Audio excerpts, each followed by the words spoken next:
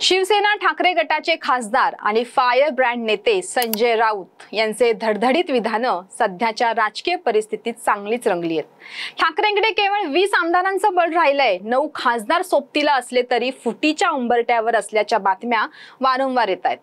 अनेक माजी नगरसेवक पदाधिकारी पक्षाला जय महाराष्ट्र करू लागलेत। रोजच्या आउटगोईंगमुळे ठाकरेंसाठी पक्ष वाचवणं अजून अस्तित्वाची लढाई आहे।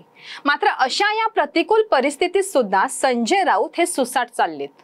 मोदी शहा असो की राज्यातील शिंदे फडणवीस असो, राऊतांची तोफ सकाळ सकाळीच त्या नेत्यांवर धडाडते। सोबत कोणी असलं नसलं तरी किंवा पक्षाला गळती लागली असली तरी संजय राऊतांना काही फरक पडत नाही।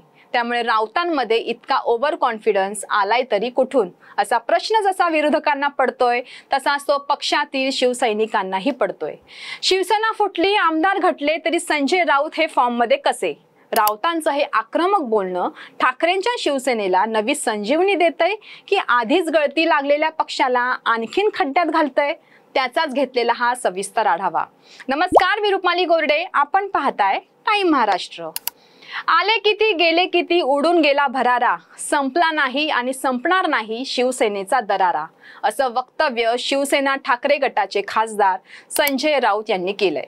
सकाळी 9चा ठोका आणि संजय राऊतांची पत्रकार परिषद ही जणू आजकाल नित्याचीच बाब झालीये। संजय राऊत आज काय बोलणार?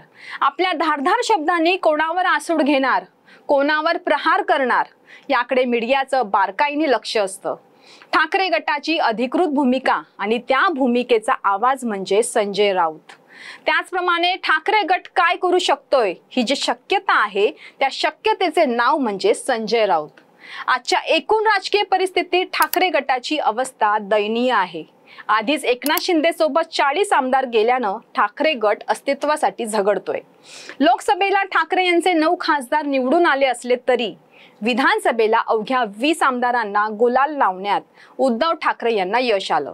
राज्याची सत्ता पुन्हा एकदा हातातून गेली आणि सत्तेशिवाय जगणं कठीण असल्यानं अनेक जवळचे सहकारी, माजी नगरसेवक, पदाधिकारी देखील ठाकरे यांना जय महाराष्ट्र करत शिंदे आणि भाजपच्या कळपात जाऊ लागले।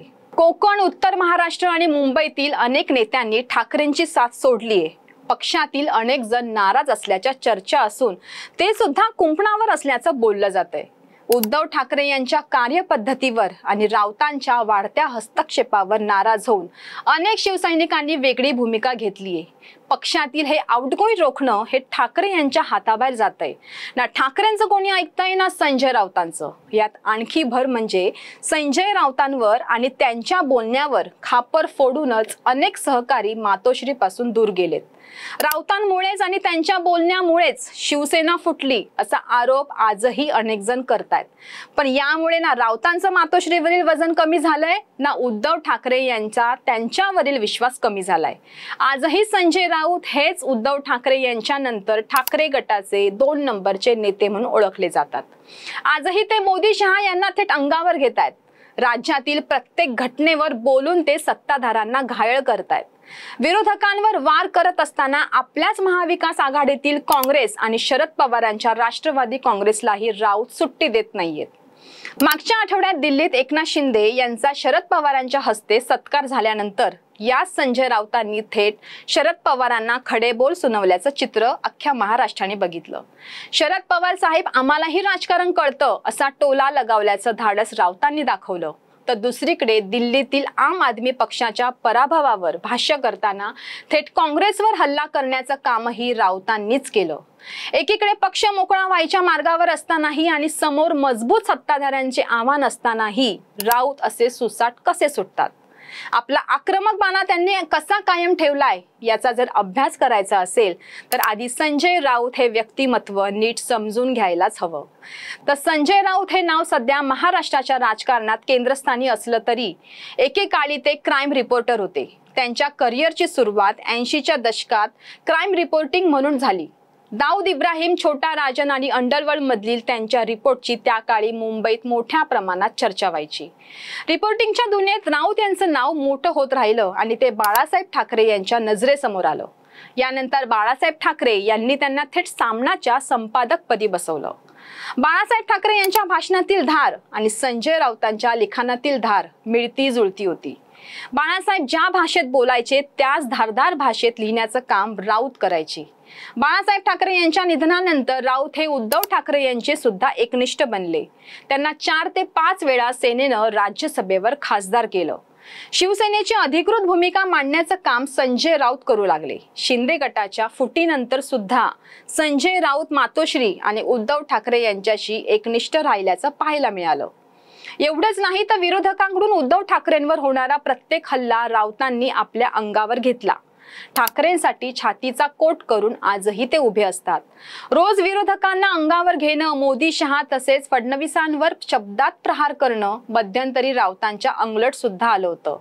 पत्राचा घोटाळा प्रकरणी राऊतांना तुरुंगवारी झाली। तब्बल 100 दिवस ते जेलमध्ये राहून आले। जेलमधून बाहेर आल्यानंतर ते आणखीनच आक्रमक झाले। सामनाचा अग्रलेख असो व सकाळ सकाळची प्रेस, राऊतांची तोफ धडाडतच राहिली।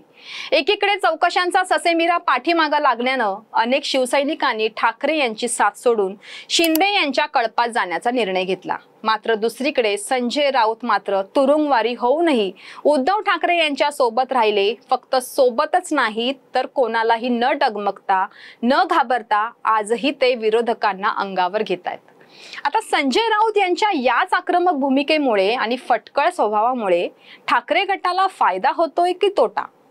तुम्हाला काय वाटतं? संजय राऊत यांचा सकाळचा भोंगा उद्धव ठाकरे यांना नवी उभारी देईल का ठाकरे गटाला आणखीनच खड्ड्यात नेईल? तुमचं मत आणि प्रतिक्रिया मला आमच्या कमेंट्स बॉक्समध्ये नक्की सांगा आणि अशाच नवनवीन आणि राजकीय व्हिडिओसाठी टाइम महाराष्ट्राला फॉलो करा। धन्यवाद।